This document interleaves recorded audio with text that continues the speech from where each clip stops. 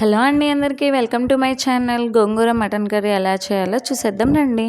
ముందుగా ఒక mutton 1/2 kg తీసుకొని శుభ్రంగా వాష్ చేసుకొని పక్కన పెట్టుకున్న తర్వాత స్టవ్ వెలిగించి స్టవ్ పైన కుక్కర్ పెట్టేసి దాంట్లో 2 టేబుల్ స్పూన్ వరకు ఆయిల్ వేసి ముందుగా కట్ చేసి పెట్టుకున్న పచ్చిమిర్చి అట్లనే సన్నగా తరిగి పెట్టుకున్న ఉల్లిపాయ ముక్కల్ని వేసి బాగా గోల్డెన్ బ్రౌన్లోకి వచ్చే వరకు వేపుకున్న తర్వాత దాంట్లోకి 2 టేబుల్ స్పూన్ వరకు అల్లం వెల్లుల్లి పేస్ట్ వేసుకొని అల్లం వెల్లుల్లి పేస్ట్ కూడా పచ్చి స్మెల్ పోయే వరకు వేపుకున్న తర్వాత దాంట్లోకి ముందుగా కడిగి పెట్టుకున్న మటన్ని వేసేసుకోండి.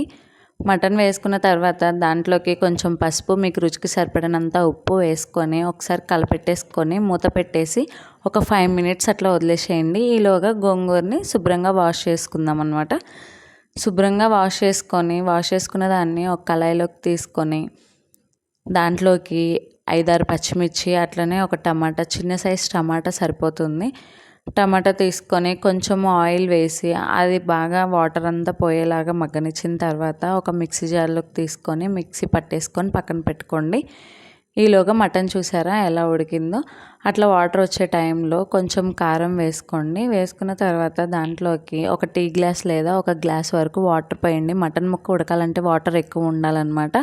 వాటర్ వేసి విజిల్స్ పెట్టేసేయండి. 4-5 విజిల్స్ వచ్చిన తర్వాత తీసి చూస్తే మటన్ చూసారు కదా ఎలా ఉడికిందో.